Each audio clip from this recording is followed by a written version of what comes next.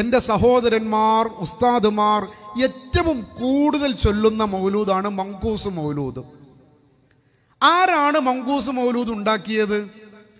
എപ്പോഴത് ഉണ്ടായത്? പല ഉപ്പമാരും ഉമ്മമാരും ഓർമ്മയാക്കി വെച്ചിരിക്കുന്നത്, വിചാരിക്കുന്നത് ഇത് റസൂലുള്ളാഹിന്റെ കാലത്ത് തന്നെ ഉള്ളൊരു ബെയ്ത്താണെന്നാ അങ്ങനെ വിചാരിച്ചിരിക്കുന്നത്. സത്യത്തിൽ മങ്കൂസ് മൗലൂദ് ആരാണ് എഴുതിയത് എന്നതിന് യാതൊരു തെളിവുമില്ല, ഒരടിസ്ഥാനവുമില്ല. എന്നാൽ ചില ആളുകൾ സൈനുദ്ദീൻ മക്തൂം റഹിമഹുള്ളയാണ് മങ്കൂസ് മൗലൂദ് എഴുതിയത് എന്ന് ആരോപിക്കുന്നുണ്ട്. ആ ആരോപണം 100% തെറ്റാണ്. കാരണം എന്താ? സൈനുദ്ദീൻ മക്തൂം റഹിമഹുള്ള ഏതൊക്കെ കിതാബുകൾ എഴുതിയിട്ടുണ്ട് എന്നതിന് കൃത്യമായിട്ടുള്ള ചരിത്ര നിലപാടുണ്ട്, അതിൻ്റെ റിപ്പോർട്ടുകളുണ്ട്. അതിൽ മങ്കൂസ് മൗലൂദ് പെടൂല. ഒന്നാമത് മങ്കൂസ് മൗലൂദിനെ പോലെയുള്ള ഒന്ന് സൈനുദ്ദീൻ മക്തൂം റഹിമഹുള്ള ഒരിക്കലും എഴുതൂല. കാരണം മങ്കൂസ് മൗലൂദ് 100% ഖുർആനിന് വിരുദ്ധമാണ്, ഖുർആനെതിരാണ്. എങ്ങനെയാണത് എതിരാവുന്നത്? മങ്കൂസ് മൗലൂദിലെ പാട്ടിലേക്ക്, ബെയ്ത്തിലേക്ക് കടക്കുന്നതിന് മുമ്പ് തന്നെ അതിൻ്റെ ഒരു മുഖദ്ദിമയുണ്ട്. ആ മുഖദ്ദിമയിൽ ഒരു 3-4 കാര്യങ്ങൾ പറയുന്നുണ്ട്. അതിൻ്റെ ഒന്നാമത്തെ കാര്യം പറയുന്നത് അലാ ഹുവല്ലദീ തവസ്സല ബിഹി ആദം. മങ്കൂസ് മൗലൂദ് തുടങ്ങുമ്പോൾ പറയാണ്, നിങ്ങൾ മനസ്സിലാക്കണം കേട്ടോ, ഈ മങ്കൂസ് മൗലൂദ് എന്ന് പറഞ്ഞു കഴിഞ്ഞിട്ടുണ്ടെങ്കിൽ ഇതിൻ്റെ പോരിഷ എന്താ നിങ്ങൾ മനസ്സിലാക്കണം. ആദം നബി അലൈഹിസ്സലാമിനു സംഭവിച്ച തെറ്റിന് പരിഹാരമായി അള്ളാഹ് പുറത്തു കൊടുക്കാൻ കാരണമായത് ആദം നബി മുഹമ്മദ് നബിയെ കൊണ്ട് തവസ്സുലാക്കി അള്ളാഹിനോട് പ്രാർത്ഥിച്ചു. അപ്പൊ ആദ്യം ആരാ ഉണ്ടായത്? റസൂലുള്ളയാണോ ആദ്യം വന്നത്? ആദം നബിയാണോ ആദ്യം വന്നത്? റസൂലുള്ള അടക്കം പറഞ്ഞത് അബൂന അബൂബഷർ എന്നാ. എന്റെയും മുഴുവൻ മനുഷ്യരുടെയും പിതാവായ ആദം നബി അലൈഹിസ്സലാം. ഞാനിവിടെ പറയുന്നു, മങ്കൂസ് മൗലൂദിൽ പറഞ്ഞു മുഹമ്മദ് നബി സല്ലല്ലാഹു അലൈഹി വസല്ലമയെ തവസ്സുലാക്കിക്കൊണ്ട് ആദം നബി അലൈഹിസ്സലാം അള്ളാഹിനോട് പ്രാർത്ഥിച്ചപ്പോൾ അള്ളാഹു അവർക്ക് പാപങ്ങൾ പുറത്തു കൊടുത്തു എന്ന് മങ്കൂസിലുണ്ട്. എന്നാൽ പരിശുദ്ധ ഖുർആനില് അല്ലാഹു സുബ്ഹാനഹു തആല പറയുന്നത് അവര് ഇരുവരും, ആദമും ഹവ്വയും ഇരുവരും അല്ലാഹുവിലേക്ക് കരങ്ങൾ ഉയർത്തി റബ്ബിന്റെ മുമ്പിൽ അവർ പറഞ്ഞു, റബ്ബനാ വലംനാ അൻഫുസനാ വഇല്ലം തഗ്ഫിർ ലനാ വതർഹംനാ ലനകൂനന്ന മിനൽ ഖാസിരീൻ.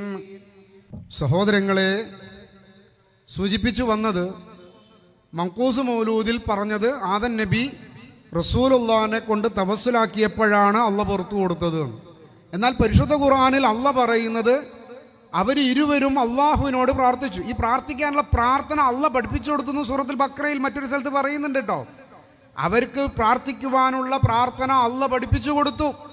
ആ പഠിപ്പിച്ചു കൊടുത്തതിൽ ഈ ദുനിയാവിൽ വെച്ച്, അതായത് മനുഷ്യരുടെ കൂട്ടത്തിൽ നിന്ന് നമ്മുടെ ആദ്യ പിതാവായ ആദം നബി അലൈഹിസ്സലാം എന്ന മനുഷ്യൻ ആദ്യമായിട്ട് അള്ളാഹിനോട് പ്രാർത്ഥിച്ച പ്രാർത്ഥന ഏതാണ് എന്ന് പൊതുതലത്തിൽ മുസ്ലിങ്ങളോട് ചോദിച്ചാൽ മുസ്ലിങ്ങൾക്ക് അറിയണില്ല.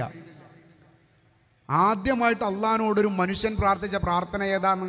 ആ പ്രാർത്ഥനയാണ് ഞാനിപ്പോൾ ഈ പറഞ്ഞ പ്രാർത്ഥന. ഈ പ്രാർത്ഥനയാണ് ആദ്യമായിട്ട് റബ്ബിലേക്ക് ഉയരുന്ന മനുഷ്യന്റെ പ്രാർത്ഥന.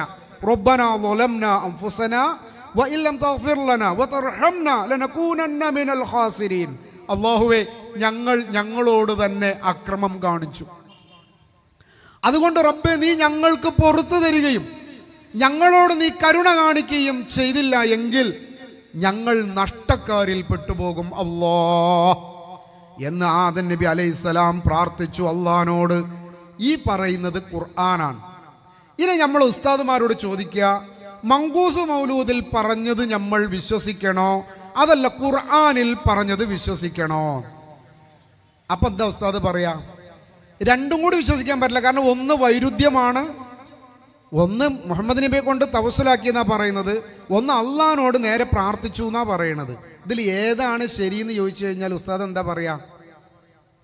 ദീനീബോധമുള്ള, മഹ്ശറിൽ അള്ളാഹിന്റെ ആ കോടതിയിൽ നിൽക്കേണ്ടി വരുമെന്ന് ബോധമുള്ള ഏതൊരു ഉസ്താദും, എൻ്റെ ഉസ്താദിനെ പോലത്തെ ഉസ്താദുമാരാണെങ്കിൽ അവർ പറയും, മക്കളെ, ഖുർആനിൽ നിന്നൊരു കാര്യം മനസ്സിലാക്കിയാൽ അത് പിടിച്ചോ. എന്താ കാരണം? റസൂലുള്ളാഹി സ്വല്ലല്ലാഹു അലൈഹി വസല്ലമയുടെ വസിയത്താണ്, തറക്തു ഫീക്കും അംറൈൻ കിതാബല്ലാഹ്. ഒന്ന് കിതാബല്ലാഹ്, അള്ളാന്റെ കിതാബ്. ആ അള്ളാന്റെ കിതാബിലാണ് പറയണത് ആദം നബി അലൈഹിസ്സലാമു ഹവ്വ ഇങ്ങനെയാണ് പ്രാർത്ഥിച്ചെന്ന് അള്ള പറഞ്ഞു തരുമ്പോ അതിൻ്റെ അപ്പുറം ഇനി ആര് എഴുതി എന്ന അഡ്രസ് ഇല്ലാത്ത ഒരു കിതാബിൽ എന്തെങ്കിലും കണ്ടാൽ അത് സ്വീകരിക്കരുതെന്ന് മാത്രമല്ല, അത് മാറ്റിവെക്കണം. അത് മാറ്റിവെക്കാതെയാണ് റബീഉൽ അവ്വൽ മാസത്തിലെ ഈ നബിദിനാഘോഷം മുഴുവനും ആഘോഷിച്ച് തീർക്കുന്നത് ഖുർആനിനെതിരായിട്ട്. രണ്ടാമത്തത് അതിൽ തന്നെ കാണാം, അടുത്ത വരിയിൽ വസ്തഗാസ ബിഹി നൂഹ് നബി ഇസ്തിഗാസ തേടിയത് മുഹമ്മദിനെ കൊണ്ടാണ്. മുഹമ്മദ് നബിയോട് ഇസ്തിഗാസ തേടിയപ്പോഴാണ് പ്രളയം വന്ന സമയത്ത് ആ പ്രളയത്തിൽ നിന്ന് നൂഹ് നബി രക്ഷപ്പെട്ടത് എന്ന്. എൻ്റെ സഹോദരങ്ങളെ, എൻ്റെ ഉസ്താദുമാരെ, നൂഹ് നബിയെ കൊണ്ട് പറയാൻ പറ്റുന്നതിൽ വെച്ച് ഏറ്റവും വലിയ കളവല്ലേ ഈ പറയുന്നത് മങ്കൂസ് മൗലൂദിൽ? കാരണം എന്താ? 950 കൊല്ലം നൂഹ് നബി അലൈഹിസ്സലാം ദഅവത്ത് നടത്തിയിട്ടുണ്ട് എന്ന് ഖുർആൻ നമുക്ക് പറഞ്ഞു തരികയാണ്. 950 കൊല്ലം. അപ്പൊ നൂഹ് നബിയുടെ കാലത്തുണ്ടായിരുന്ന ജനങ്ങളുടെ ആയുസ് എത്രയായിരുന്നു? വലിയ ആയുസ് അല്ലാഹു അവർക്ക് കൊടുത്തിരുന്നു. ആ ആയുസ്സിൽ 950 കൊല്ലം നൂഹ് നബി തൻ്റെ ജനതയോട് പറഞ്ഞ വർത്തമാനം എന്താ? കൂട്ടരെ, നിങ്ങൾ അള്ളാഹുവിന് പുറമെ ഈ ഒദ്ദിനെയും സുവാഇനെയും യഊസിനെയും നസറിനെയും ഒന്നും വിളിച്ച് പ്രാർത്ഥിക്കല്ലേ. ഇവരോട് നിങ്ങൾ തേടല്ലേ. ഇവരോട് തേടിയാൽ ഈ തേട്ടം ഇവർ കേൾക്കൂല. എല്ലാം കേൾക്കുന്ന അള്ളാഹിനോടാണ് നിങ്ങൾ തേടേണ്ടത്. അവനല്ലേ നിങ്ങൾക്ക് മക്കളെ തന്നത്, അവനല്ലേ നിങ്ങൾക്ക് മഴ തരുന്നത്, അവനല്ലേ നിങ്ങൾക്ക് മുഴുവൻ അനുഗ്രഹങ്ങളും തരുന്നത്. ആ അനുഗ്രഹങ്ങൾ മുഴുവനും തന്നുകൊണ്ടിരിക്കുന്ന അള്ളാഹുവിനെ മാറ്റി നിങ്ങൾ ഈ മഹാന്മാരോട് തേടുന്നതെന്തേ എന്ന് 950 കൊല്ലം നൂഹ് നബി തൻ്റെ ജനതയോട് പറഞ്ഞുകൊണ്ടേയിരുന്നു. നൂഹ് നബിക്ക് വേറൊരു വർത്താനം ഉണ്ടായിട്ടില്ല. പരിശുദ്ധ ഖുർആൻ അത് വളരെ കൃത്യമായിട്ട് പറഞ്ഞു. നൂഹ് നബിന്റെ ആ കാലഘട്ടത്തിൽ ഉണ്ടായിരുന്ന അന്നത്തെ കുറച്ച് ഉസ്താദുമാർ അവർ അവരുടെ ജനതയോട് പറഞ്ഞ ഒരു വർത്തമാനം, നൂഹ് നബിന്റെ കാലത്ത് ആ ജനതയുടെ നേതാക്കന്മാർ, ഉമറാക്കൾ, കബീറന്മാർ, സാദാത്യങ്ങൾ അവരുടെ ജനതയോട് കൊടുത്തൊരു ഉപദേശം എന്ത് എന്ന് അള്ളാഹ് നമ്മളങ്ങോട്ട് കേൾപ്പിക്കുകയാണ്. എന്താ പറഞ്ഞതെന്നറിയോ? വഖാലു, അവര് പറഞ്ഞു. ആര് പറഞ്ഞു? ആ നൂഹ് നബിയുടെ ജനത പറഞ്ഞു, ലാ തദുറുന്ന ആലിഹതകും വലാ തദുറുന്ന വദ്ദൻ വലാ സുവാഅൻ വലാ യഊസ വയഊക വനസ്റാ. നൂഹ് പറയണത് കേട്ടിട്ട് നിങ്ങൾ വദ്ദിനെ വിടണ്ടട്ടോ, നിങ്ങൾ നസ്റിനെ വിടണ്ടട്ടോ, നിങ്ങൾ സുവാഅനെ വിടണ്ടട്ടോ, നിങ്ങൾ യഊസിനെ വിടണ്ടട്ടോ. ഇവരൊക്കെ അള്ളാഹ് ബഹുമാനിച്ച മഹാന്മാരാണ്. അത് സത്യം. അള്ളാഹുവിൻ്റെ ദീനു പഠിപ്പിച്ച മഹാന്മാരായ സ്വാലിഹീങ്ങളുടെ പേരാ ഈ പറഞ്ഞത്. ആദം നബി അലൈഹി സ്വലാമിൻ്റെ കാലം കഴിഞ്ഞ് ഇദ്രീസ് നബി അലൈഹി സ്വലാമിൻ്റെ ഒക്കെ കാലം കഴിഞ്ഞ് ഇദ്രീസ് നബി അലൈഹി സ്വലാമിൻ്റെ ശിഷ്യന്മാരായിട്ടുണ്ടായിരുന്ന വലിയ പണ്ഡിതന്മാർ, ആ കാലഘട്ടത്തിൽ ഉണ്ടായിരുന്ന പണ്ഡിതന്മാർ മരിച്ചപ്പോൾ അവരെ മറവ് ചെയ്ത ഖബറുകളെ ഇന്ന് നമ്മുടെ നാട്ടിൽ ഉണ്ടാക്കിയതുപോലെ ഇത്ര വിപുലമായിട്ടുള്ള ജാറമല്ലെങ്കിലും ഏകദേശം ഒരു ജാറ രൂപത്തിൽ ഉണ്ടാക്കി വെച്ച് ആ ജാറത്തിൽ ചെന്നിട്ട് ആ ഖബറിൽ കിടക്കുന്ന മഹാന്മാരോട് തേടുക എന്ന സ്വഭാവമായിരുന്നു നൂഹ് നബി അലൈഹി സ്വലാമിന്റെ കാലത്തുള്ള ജനതയുടെ സ്വഭാവം. ആ ജനതയോട് നൂഹ് നബി പറയാണ്, ഇത് ശരിയല്ല. ഇന്ന് മുജാഹിദുകൾ നമ്മുടെ നാട്ടിലെ മുസ്ലിങ്ങളായ സഹോദരങ്ങളോട് നിങ്ങൾ ജാറത്തിൽ പോയിട്ട് തേടല്ല എന്ന് പറയുന്നത് പോലെ നൂഹ് നബി അന്ന് ആ ജനതയോട് പറഞ്ഞു. ഇങ്ങനെ പറഞ്ഞ നൂഹ് നബി പ്രളയം കണ്ടുവന്ന് പ്രശ്നമായപ്പോ ഈ പറഞ്ഞതൊക്കെ നൂഹ് നബി മറന്ന് മുഹമ്മദ് നബിയെ സഹായിക്കണേന്ന് തേടീന്ന്. ഇതിനേക്കാൾ വലിയൊരു അപരാധം വേറെ നൂഹ് നബി അലൈഹി സ്വലാമിനെ പറ്റി പറയാനുണ്ടോ? എന്താ ഈ പറയണത്? പരിശുദ്ധ ഖുർആനില് സൂറത്തുൽ മുഅ്മിനൂൻ എന്ന് പറയുന്ന അധ്യായത്തിൽ അല്ലാഹു സുബ്ഹാനഹു തആല ആ സന്ദർഭത്തെ നമുക്ക് പരിചയപ്പെടുത്തി തരുന്നുണ്ട്. നൂഹ് നബിന്റെ ജനത വല്ലാണ്ട് ഇടങ്ങറാക്കിയപ്പോ നൂഹ് നബി എന്താ പറഞ്ഞത്? ഖാല റബ്ബിൻസുർനി ബിമാ കദ്ദബൂൻ. അല്ലാഹ്, ഇന്റെ ജനത അവരോട് ഞാൻ ഇത്ര കാലം ലൈലം വന്നഹാറ, രാവും പകലുമില്ലാതെ അവരെ പിന്നാലെ നടന്നിട്ട് ഞാൻ അവരോട് നിന്നെ ഒന്ന് ആരാധിക്കണേ എന്ന് പറഞ്ഞിട്ട് അവരിന്നെ ഇത്രത്തോളം ചീത്ത പറയാണ്. എനിക്ക് പിരാന്താണെന്നാണ് പറയണത്, ഞാൻ ഭ്രാന്തനാണെന്നാ പറയണത്, എന്നെ ആക്രമിക്കുകയാണ്. അതുകൊണ്ട് ഇവർക്കും എനിക്കും ഇടയിൽ നീ ഒന്ന് സഹായിയായിട്ടുണ്ടാവണേന്ന് അള്ളാനോട് നൂഹ് നബി പ്രാർത്ഥിച്ചു എന്ന്. എവിടെ പറയണത്? പരിശുദ്ധനോട് നൂഹ് നബി പ്രാർത്ഥിച്ചു എന്ന്. എവിടെ പറയണത്? പരിശുദ്ധ ഖുർആൻ, സൂറത്ത് മുഅ്മിനൂൻ, സൂറത്ത് ശുഅറാ, പല അധ്യായങ്ങളിലും ഈ കാര്യം പറയുന്നുണ്ട്. ഇങ്ങനെ ഖുർആനിൽ പല സന്ദർഭത്തിൽ നൂഹ് നബിയുടെ അള്ളാനോടുള്ള പ്രാർത്ഥന പഠിപ്പിച്ചിട്ടും മങ്കൂസ് മൗലൂദിൽ കടന്നു വന്നു. വസ്തഗാസ ബിഹി നൂഹ്, നൂഹിനൊരു പ്രതിസന്ധി ഉണ്ടായപ്പോ നൂഹ് നബിയോട്, മുഹമ്മദ് റസൂലുള്ളയോട് ഇസ്തിഗാസ തേടി. അപ്പോഴും ചോദിക്കട്ടെ, മുഹമ്മദ് നബി അലൈഹിസ്സലാം വരുന്നത് ഏത് കാലഘട്ടത്തിലാ? നൂഹ് നബിയുടെ കാലഘട്ടത്തിലാണോ? അദ്ദേഹത്തിന്റെ മുമ്പാണോ? അല്ല. പിന്നെ എങ്ങനെ മുഹമ്മദ് നബിയെ കൊണ്ട് ഇസ്തിഗാസ തേടുക നൂഹ് നബി? അതുകൊണ്ട് തന്നെ പരിശുദ്ധ ഖുർആൻ വളരെ കൃത്യമായിട്ട് പറഞ്ഞു നൂഹ് നബി അള്ളാനോടാണ് തേടിയത് എന്ന്. സഹോദരന്മാർ ചോദിക്കുക, മങ്കൂസ് മൗലൂദ് തുറക്കുക, അതിൽ ഞാൻ ഈ പറഞ്ഞ മുഖദ്ദിമയുടെ അതിൻ്റെ വിശദീകരണ ഭാഗം എടുക്കുക, എന്നിട്ട് ഈ കാണുന്ന വരികൾ ഒന്ന് വായിക്കുക, ഉസ്താദിനോട് വായിക്കാൻ പറയാ. എന്താ ഉസ്താദ് ഈ വസ്തഗാസ ബിഹി നൂഹ് എന്ന് പറഞ്ഞാൽ? നൂഹ് നബി ആരോട് ഇസ്തിഗാസ തേടി? ബിഹി എന്ന് പറഞ്ഞാൽ അതിൻ്റെ ലമീർ എവിടുക്കാന്ന് ചോദിക്കുക.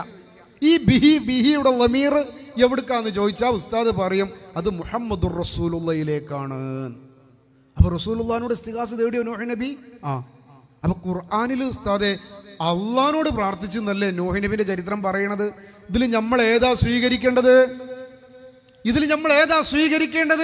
ഖുർആന് സ്വീകരിക്കണോ, അഡ്രസ് ഇല്ലാത്ത മങ്കൂസ് മൗലൂദ് സ്വീകരിക്കണോ? ആരെ എഴുതിയെന്ന് ആർക്കും അറിയില്ല കേട്ടോ. സൈനുദ്ദീൻ മക്തൂം റഹിമഹുള്ള ഖുർആനിന് എതിരെ ഒരു വരി പോലും എഴുതൂല. കാരണം അദ്ദേഹം ഭയഭക്തി ഉണ്ടായിരുന്ന മഹാപണ്ഡിതനായിരുന്നു. അദ്ദേഹത്തിന്റെ ഭയഭക്തി കാണണമെങ്കിൽ സൈനുദ്ദീൻ മക്തൂം റഹിമഹുള്ളയുടെ ഖബറ്, അദ്ദേഹത്തിന്റെ ഖബറ് സന്ദർശിക്കണം. സാധിക്കുമെങ്കിൽ നിങ്ങൾ സൈനുദ്ദീൻ മക്തൂം റഹിമഹുള്ളയുടെ ഖബറൊന്ന് സിയാറത്ത് ചെയ്യും. എല്ലാവരും പോയിക്കോളി. പക്ഷെ തെരഞ്ഞാൽ കാണൂല കേട്ടോ.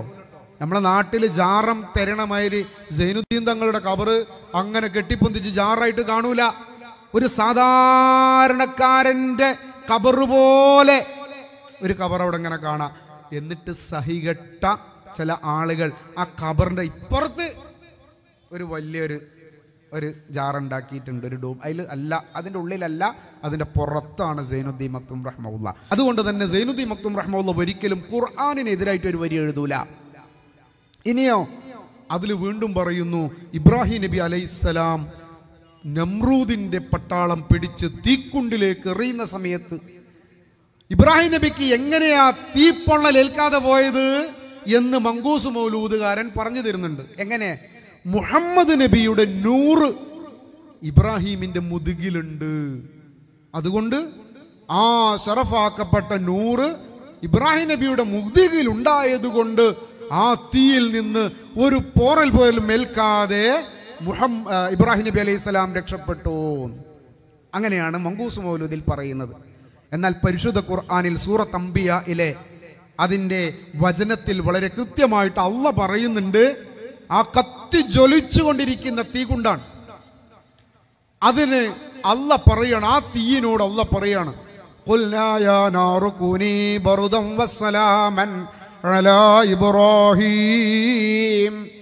തീയേ, ഇബ്രാഹീമിന് നീ തണുപ്പും സമാധാനവുമാവുക. അങ്ങനെയാണ് ഇബ്രാഹിം നബി അലൈഹി സ്വലാം നമ്രൂദിന്റെ തീക്കുണ്ടിൽ നിന്ന് രക്ഷപ്പെട്ടത് എന്ന പരിശുദ്ധ ഖുർആൻ നമ്മളോട് പറഞ്ഞു തരുമ്പോ മങ്കൂസ് മൗലൂദിൽ പറയുന്നു, അല്ല, അങ്ങനെയല്ല, അങ്ങനെയാണെന്ന് പറയണ്ട, അതെവിടെയോ ഒരു തെറ്റ് പറ്റിയതാ. മങ്കൂസ് മൗലൂദിൽ പറയണത് റസൂലുള്ളാന്റെ നൂറ് ഇബ്രാഹീമിന്റെ മുതുകിൽ ഉണ്ടായത് കൊണ്ട് രക്ഷപ്പെട്ടു എന്നാ. അതുകൊണ്ട് നമ്മൾ അത് വിശ്വസിക്കണം. അത് വിശ്വസിക്കാൻ ഒരു മുസ്ലിമിന് സാധിക്കുകയില്ല. ഖുർആനെ മാറ്റി നിർത്തിയും കൊണ്ട് വേറെ ഒന്നിലും വിശ്വസിക്കാൻ പാടില്ല. ഖുർആനെ മാറ്റി നിർത്തിക്കൊണ്ട് ഒന്നിലും വിശ്വസിക്കാൻ പാടില്ല. ഖുർആനെ കൂടെ നിർത്തിക്കൊണ്ടായിരിക്കണം നമുക്ക് പഠിക്കാനുള്ള മുഴുവൻ ഭാഗങ്ങളും പഠിക്കേണ്ടത്.